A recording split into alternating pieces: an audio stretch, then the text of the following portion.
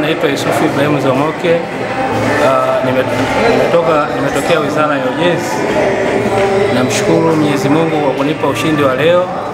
Vile vile namshukuru Mheshimiwa Samia Suluhu Hassan kwa kubariki hii michezo.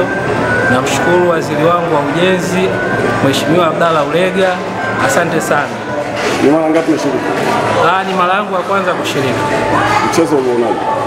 Mchezo ulikuwa mgumu kwa sababu nilikutana na mabingwa tofauti, lakini kwa uwezo wa Mwenyezi Mungu inshallah amesaidia kushinda hili pambano. Kwa majina naitwa Malkia Masamalo Nondo, ni mchezaji kutoka Mahakama ya Tanzania. Ninamshukuru Mwenyezi Mungu nimeweza kushinda na kuwa mshindi namba moja.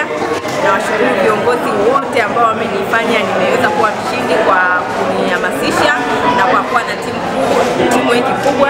Pia tunamshukuru mwajiri wetu ambaye ametuweza kutuwezesha tumeweza kufika kwenye mashindano haya.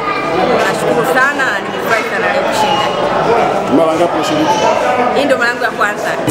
Asante mwandishi, mimi jina naitwa Mbura Tenga, ni katibu wa klabu ya Wizara ya Uchukuzi. Nashukuru kwamba tumefika hapa Singida kwa ajili ya kusherehesha michezo ya mosi kitaifa hapa Singida.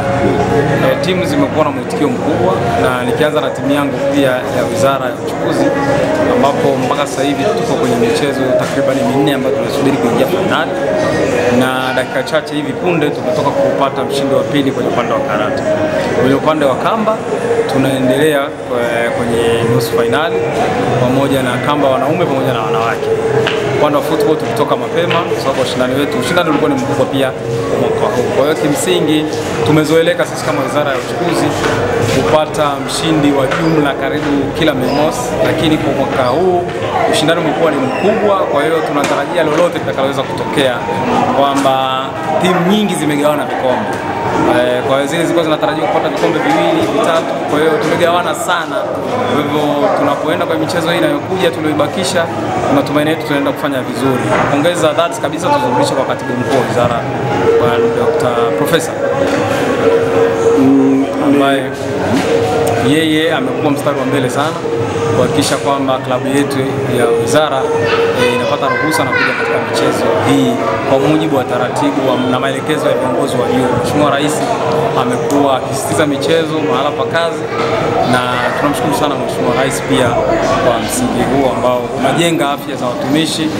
Na ukirudi miaka ya nyuma zaidi, taasisi zilikuwa zina bendi za muziki. Kwa hivyo ni jambo jema kuingia kwenye michezo na kuhakikisha afya za watumishi zinakaa.